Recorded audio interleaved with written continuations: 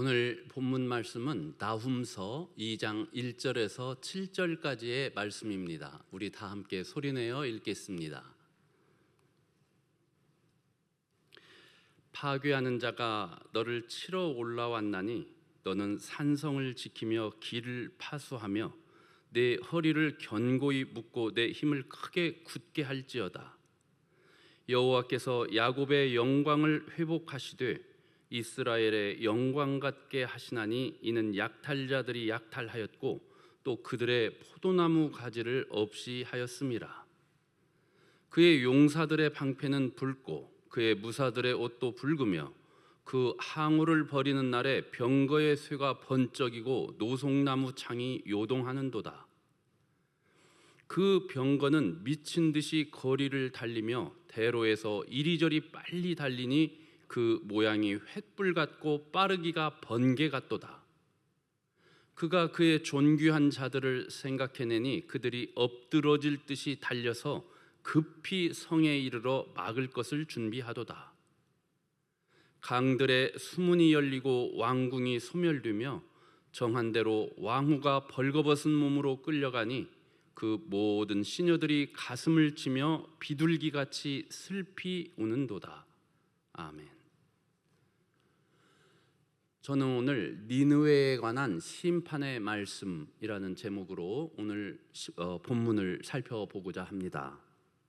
요나서와 나훔서는 공히 니느웨, 즉 아수르에 관한 하나님의 말씀을 기록한 책입니다. 그런데 두 책이 전하고 있는 핵심적인 메시지는 조금 다릅니다. 대조를 이룹니다. 요나서가 니느웨를 향한 하나님의 주권적인 긍휼, 자비하심을 보여주는 책이라고 한다면 나훔서는 니느웨를 향한 하나님의 심판, 다시 말해 하나님의 주권적인 공의를 보여주는 책입니다. 당시 아수르가 주변국 이웃나라에 대해 얼마나 야만적이고 잔인하였는지 모릅니다.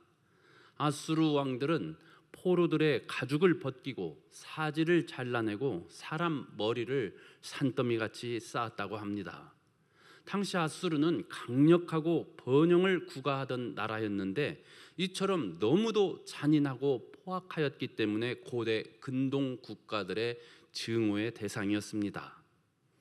북이스라엘과 남유다도 예외는 아니어서 이 두 왕국도 아수르 때문에 숱한 괴로움을 받았습니다. 심지어 북이스라엘을 멸망시킨 나라가 바로 아수르입니다. 하나님의 명령에도 불구하고 요나 선지자가 니느웨에 가지 않으려고 그렇게 도망까지 쳤던 이유도 이 원수 같은 나라 아수르의 수도 니느웨에 가서 하나님의 말씀을 전하고 싶지 않았기 때문입니다. 그러나 하나님은 당신의 강권적인 역사를 통해 요나 선지자를 니느웨로 보내셨고 아수르의 악독함을 지적하며 그들의 파멸을 경고하셨을 때 니느웨 사람들은 즉각 그리고 철저히 회개하였습니다. 그러자 하나님께서는 그들에게 예정하셨던 무서운 심판을 거두시고 그들을 용서해 주셨습니다. 그런데 지금 우리가 읽고 있는 이 나훔서는 나훔 선지자를 통해 니느웨의 멸망을 예고하는 책입니다. 니느웨, 즉 아수르는 이전에 요나 선지자의 경고를 받고 한때 회개하고 용서를 받았으나 얼마 되지 않아 또다시 그 옛날로 되돌아가 잔인하고 우상 숭배를 끊지 아니하고 극도로 교만하는 등 하나님 보시기에 온갖 악한 짓을 되풀이하였습니다. 오늘 본문 나훔서 2장 1절에서 7절은 이런 아수르에게 닥칠 미래의 그 심판의 내용을 예고하는 내용이지만 마치 지금 당장 벌어지고 있는 어떤 전쟁을 현지에서 생방송으로 중계라도 하는 듯 미래의 일을 현재의 시점에서 아수르가 어떻게 패망하여 가는지를 그 과정을 생생하게 기록으로 보여주고 있습니다. 이처럼 예언의 말씀은 미래에 벌어질 일에 관해서 말하는 것이지만 예언의 용도 혹은 효용성은 지금 현재를 위한 하나님의 경고라 할 수 있습니다. 만약 이 나훔 선지자를 통해 주어지는 하나님의 경고를 그들이 어떻게든지 귀담아 듣고 지난번 요나의 때처럼 두렵고 떨리는 마음으로 그 말씀을 받아 회개하였다면 혹시라도 다시 한번 하나님의 용서를 받고 파멸을 면할 수 있었을지도 모르겠습니다. 그러나 요나 선지자의 때와는 다르게 아수르에게 더 이상의 기회는 남아있지 않았습니다. 이 나훔서가 다루고 있는 내용은 비록 니느웨, 즉 아수르에 관한 것이지만 이 말씀의 실질적인 수신자, 그러니까 받아서 읽어볼, 듣고 이 예언의 말씀을 들을 자는 당시 아수르의 공격과 위협 때문에 큰 고통을 받고 있던 유다 백성이기 때문입니다. 그러니까 나훔서는 니느웨를 위한 책이라기보다는 니느웨 때문에 고난받고 있던 하나님의 백성을 위한 위로와 격려의 책이라 하겠습니다. 오늘 본문 1절 말씀입니다. 파괴하는 자가 너를 치러 올라왔나니 너는 산성을 지키며 길을 파수하며 내 허리를 견고히 묶고 내 힘을 크게 굳게 할지어다. 아시다시피 북이스라엘은 아수르에 의해 멸망했습니다. 하나님께서 선지자들을 보내 그토록 경고하셨지만 이 북이스라엘은 우상 숭배를 포함한 온갖 타락과 죄악으로부터 끝까지 돌아서지 아니하였고, 하나님은 결국 이런 북이스라엘을 심판하기 위해서 이웃나라 아수르를 진노의 막대기로 들어 쓰셨습니다. 그런데 이 아수르는 자신이 하나님의 도구로 쓰임받는다는 사실을 깨닫지 못하였습니다. 그 결과 그들은 자신의 군사적 힘, 또 용맹, 자신들의 어떤 경제력 등을 과신하며 허다한 나라를 공격하며 파괴하였고, 이 과정에서 아이들을 맺히거나 임산부의 배를 가르는 등 상상키 어려운 잔혹함과 교만함을 자행하는데 그침이 없었습니다. 이런 아수르를 하나님께서 어떻게 가만히 보고 계실 수 있겠습니까? 나훔서 1장의 그 2, 3절 말씀을 보면 하나님은 노하기를 더디하시되 당신을 거스르는 자에게 원수를 갚으시며 당신을 대적하는 자에게는 진노하시는 분이요 벌 받을 자를 결코 내버려 두지 아니하시는 분이라 하였습니다. 요나서를 통해서 우리가 보았듯이 하나님은 죄인을 즉시 멸하지는 않으십니다. 노하기를 더디하며 회개의 기회를 주시는 분입니다. 하나님의 오래 참으심은 죄인이 회개를 통하여 악한 길을 버리고 의의 길로 돌아오기를 바라시는 하나님의 긍휼하신 성품을 나타냅니다. 그러나 회개하지 아니하면, 또 회개하였다 하더라도 몸에 밴 그 오랜 죄악을 또다시 거듭해서 되풀이한다면 이는 하나님의 진노를 쌓는 일이요 하나님의 인자하심을 시험하는 것이 될 것입니다. 인간의 교만함과 폭력성 그리고 우상 숭배는 하나님을 거스르는 일이요 대적하는 것입니다. 한낱 피조물에 불과한 존재가 창조주 하나님의 거룩하심과 정의로움에 맞서는 것입니다. 그러므로 하나님은 피조물의 이러한 반역과 죄악을 심판하지 않을 수 없습니다. 하나님의 거룩하신 성품에 반하는 불의하고 부정한 것에 대한 하나님의 진노와 보복은 그러므로 언제나 합당하고 마땅하고 옳고 의롭습니다. 니느웨가 자행하던 온갖 죄악에도 불구하고 하나님은 요나 선지자를 보내 그들을 꾸짖으셨고 그들이 회개하셨을 때 용서하셨습니다. 그러나 그렇게 큰 하나님의 은혜를 경험하고서도 니느웨 즉 아수르가 또다시 교만, 폭력, 우상 숭배로 되돌아갔을 때 하나님께서는 이번에 결코 좌시하지 않으셨습니다. 아수르를 향한 하나님 심판의 때가 이르렀고 바벨론과 메대가 연합군을 결성하여 니느웨를 공격합니다. 오늘 본문 1절에서 지금 나훔 선지자는 조롱 섞인 어투로 니느웨의 그 방백과 백성들을 향해 촉구하고 있습니다. 그러니까 1절 말씀을 다시 좀 풀어서 말씀드리자면, 바벨론과 메대 군사가 너희들을 지금 치러 올라오는구나. 어서 산성도 방어하고 주요 길목도 차단해야지. 저 침략자들, 즉 바벨론과 메대의 연합 군사들을 너희들이 과연 막을 수 있겠는지, 너희들 그토록 강하다는데 어디 힘 한번 써보거라 하는 말씀이 오늘 본문 2장 1절의 본 뜻인 것입니다. 이 말씀이 뜻하는 바가 무엇이겠습니까? 아수르 군대가 자신의 능력을 발휘하며 어떻게 방비하려고 애를 쓰든지 간에 하나님의 뜻하심 앞에, 하나님의 주권 앞에, 하나님의 그 크신 권능 앞에 인간의 힘과 능력, 특히 불의한 나라, 불의한 자의 권세는 결국 다 무용지물에 불과하다는 것입니다. 본문 2절 말씀입니다.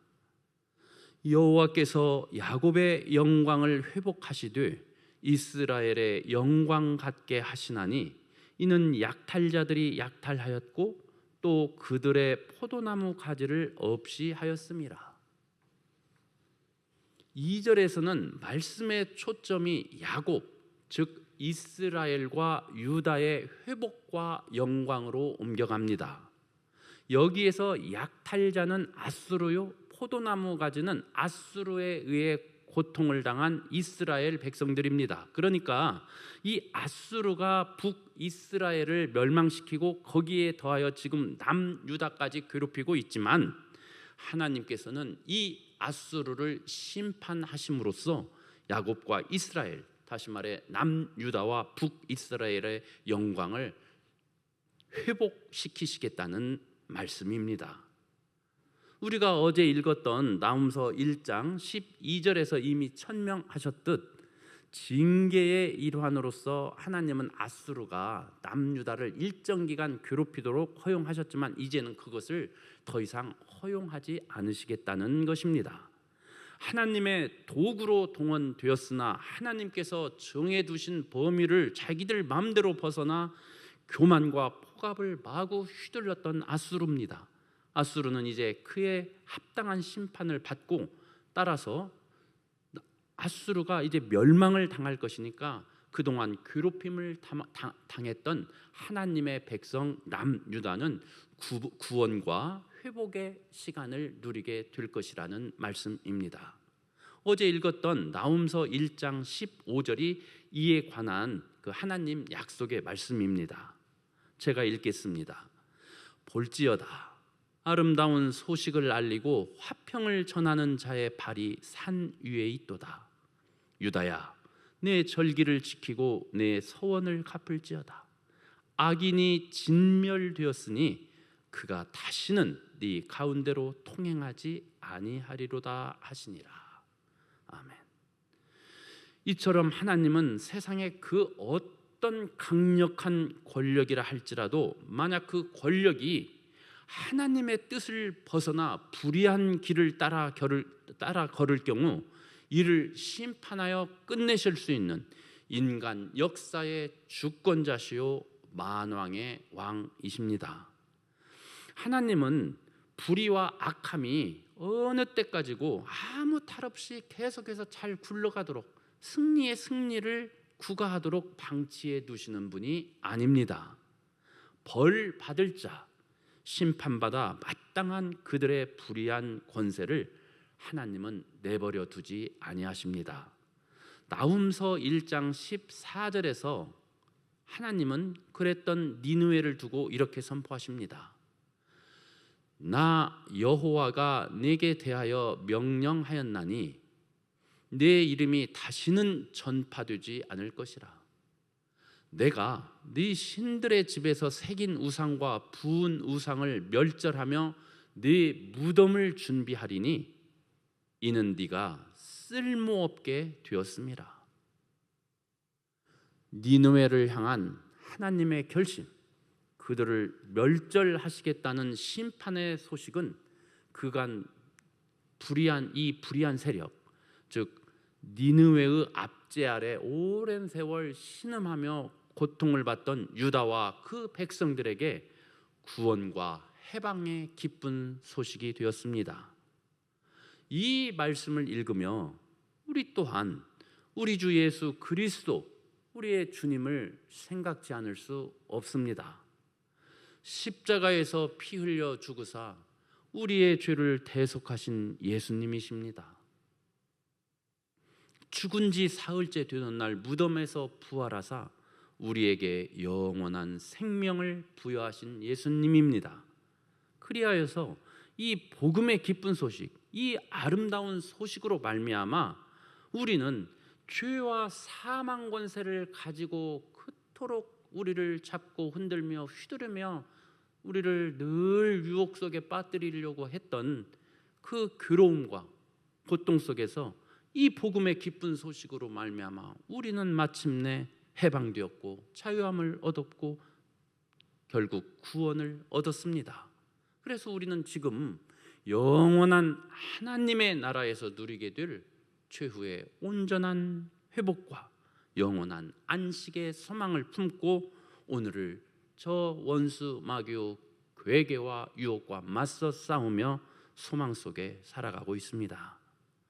오늘 본문 3절에서 5절 말씀입니다. 그의 용사들의 방패는 붉고 그의 무사들의 옷도 붉으며 그 항우를 버리는 날에 병거의 쇠가 번쩍이고 노송나무 창이 요동하는도다. 그 병거는 미친 듯이 거리를 달리며 대로에서 이리저리 빨리 달리니 그 모양이 횃불 같고 빠르기가 번개 같도다. 그가 그의 존귀한 자들을 생각해내니 그들이 엎드러질 듯이 달려서 급히 성에 이르러 막을 것을 준비하도다. 이 3절에 보면 그의 용사들, 그의 무사들이라고 하였는데 이 사람들은 니느웨 성을 공격하는 적군들, 다시 말해 바벨론과 메대의 연합 군사들입니다. 반면에 그 아래 5절에 나오는 그는 니느웨 성벽의 방어를 맡고 있는 아수르 군의 지휘자, 그 장수라 하겠습니다. 적군의 공격 앞에 아무리 급하게 병력을 이끌고 와서 이 성벽을 방어하기 위해 애쓴다 할지라도 또 니느웨 성벽이 마차 몇 대가 그 위로 오갈 수 있을 정도로 두껍고 탄탄하다 할지라도 내가 너희를 반드시 멸절하겠다 하시는 하나님의 뜻 앞에 이 아수르는 버틸 수 없다라는 말을 오늘 본문 3절에서 5절에 그 집약해서 표현해 놓았습니다. 6절에서 본문 7절 말씀입니다. 강들의 수문이 열리고 왕궁이 소멸되며 정한 대로 왕후가 벌거벗은 몸으로 끌려가니 그 모든 시녀들이 가슴을 치며 비둘기같이 슬피 우는도다. 하나님께서는 니느웨를 응징하기 위해서 바벨론과 메대 연합군이라고 하는 군사력도 쓰셨지만 자연의 힘도 동원하셨습니다. 범람하는 물을 통해 그곳 니느웨 성을 진멸하셨습니다. 당시의 역사적 기록을 보면 큰 폭우가 내려서 니느웨 성 주변에 있던 티그리스 강이 범람하였고 도시에는 큰 홍수가 났기 때문에 이 홍수로 말미암아 터진 성벽 사이를 통해서 이 메대와 바벨론 연합군이 그 성 안으로 쳐들어갔다고 합니다. 난공불락으로 알려져 있던 니느웨 성벽도 하나님의 이 심판 앞에 속수무책, 그리고 마침내 아수르는 멸망하였습니다. 한때 하나님의 큰 은혜를 입었던 아수르입니다. 용서를 받고 또 계속해서 잘 나갔더라면 복된 나라의 지위를 누릴 수도 있었지만 개가 그 토하였던 것에 되돌아가고 돼지가 씻었다가 더러운 구덩이에 도로 눕듯이 이 아수르, 즉 니느웨 사람들은 하나님을 잊고 용서를 받은 이후 또다시 그들의 옛 습성, 악한 길로 되돌아갔습니다. 그 결과 너희는 쓸모없는 자라 하시는 하나님의 무서운 말씀, 그 마지막 편결을 받고 아수르는 결국 멸망하였습니다. 너희는 쓸모없는 자라. 옥인의 성도 여러분, 니느웨는 부유한 나라였습니다. 난공불락의 그 도성이 있고 세계 최강의 군사력을 보유하였습니다. 세상적인 기준과 판단으로 보자면 이 아수르 제국은 망할래야 결코 망할 수가 없었던 나라입니다. 그러나 나훔 선지자가 예언하였듯 거대한 악의 제국 아수르는 결국 붕괴하였습니다. 오늘 나훔서를 우리가 읽으며 우리는 또 우리나라의 그 작금의 상황을 진지하게 한번 되돌아보지 않을 수 없습니다. 우리나라는 지금 부유합니다. 문화적 강국입니다. 세계적 수준의 군사력을 유지하고 있는 나라입니다. 또 하나님의 은혜를 크게 입어서 한국 교회와 성도들이 세계 선교를 위해 귀하게 쓰임받고 있습니다. 그런데 하나님 보시기에 오늘날의 대한민국, 우리나라의 현재 우리가 지금 살아가고 있는 이 나라의 적나라한 실상은 하나님 보시기에 과연 어떤 모습일까요? 우리가 온 마음과 뜻을 다해 사랑하고 진정 섬기는 분은 그 대상은 과연 하나님입니까? 다른 그 무엇에 앞서 우리가 먼저 구하고자 애쓰는 것은 과연 하나님의 나라와 그 의입니까? 우리가 떡을 구하면서 떡으로만 살려 하는 것이 아니라 과연 하나님의 말씀을 사모하며 하나님의 말씀을 내 발의 등불로 삼아 진정한 생명의 양식으로 삼아 그 말씀에 힘입어 살아가고자 합니까? 우리는 지금 무엇을 위해 무엇을 의지하며 하나님께서 주신 이 시간과 재능과 물질과 재능을 사용하며 이토록 바쁘게 또 분주하게 서성거리며 불안해하며 두려워하며 살아가고 있는 것입니까? 선지자 요나를 통해 하나님께서 니느웨의 그 회개를 촉구하셨을 때 그들은 즉시 회개하였습니다. 그래서 하나님께서는 뜻을 돌이키셨고 그들을 향해 예정하셨던 재앙을 거두어 들이셨습니다. 이처럼 요나서를 보면 아수르를 향한 하나님의 마음은 긍휼이 많으시고 은혜로우시고 노하기를 더디하시고 인자하심이 풍부하신 분입니다. 그런데 이 요나서가 기록된 뒤로부터 약 140년의 세월이 흐른 뒤 그때의 그 나훔서에서 다루고 있는 상황은 다릅니다. 니느웨를 향한 하나님 심판의 말씀이 있었고 그에 따라 하나님은 실제로 아수르를 멸절하셨습니다. 요나서와 나훔서가 보여주는 이 반대되는 상황은 어찌 그리 된 것입니까? 왜 그렇습니까? 요나 시대에 보여준 니느웨의 회개가 그리 오래가지 못한 것이기 때문에 그렇다라고 마틴 루터는 설명합니다. 죄성에 물든 인간의 마음이라는 것이 형벌이 그치면 또다시 고난이 그치고 먹고 살만하면 회개 또한 그치게 되어 있다는 것입니다. 존 칼빈도 비슷한 견해를 피력하였습니다. 요나의 경고를 듣고 난 뒤에 니느웨 사람들이 잠시 주춤하며 하나님 앞에 몸을 낮추었지만 시간이 흐르자 그들은 자연스럽게 그 옛날 자신들의 악한 습성으로 되돌아갔고 따라서 하나님도 그들을 용서하시고 살려두려고 하셨던 그 마음을 거두어 들이셨다는 것입니다. 앞에서도 말씀드렸지만 여호와는 당신을 거슬러 대적하는 자에게 진노하며 보복하시는 분입니다. 벌 받을 자를 결코 내버려 두지 아니하시는 분입니다. 이런 두려운 하나님, 무서운 하나님께서 허락하시는 회개의 기회, 인내하시는 그 시간을 우리가 만약 제대로 분별하지 못한다면 그런 나라, 그런 개인, 그 나라의 백성들은 필연적으로 하나님의 무서운 심판 앞에 놓이게 될 것입니다. 하나님께서 그토록 싫어하시는 우리들의 탐욕과 거짓, 불의와 향락, 분열과 미움의 깊은 잠에서 우리가 빨리 깨어나지 아니한다면 우리나라가 또 하나님께서 은혜로 주신 이 모든 것들에 대해 만족하지도 기뻐하지도 감사하지도 아니한다면 주변에 어렵고 힘든 사람들을 향해서, 위지인들을 향해서, 어려운 사람들을 향해서 우리가 비정하고 무정하고 무심하다고 한다면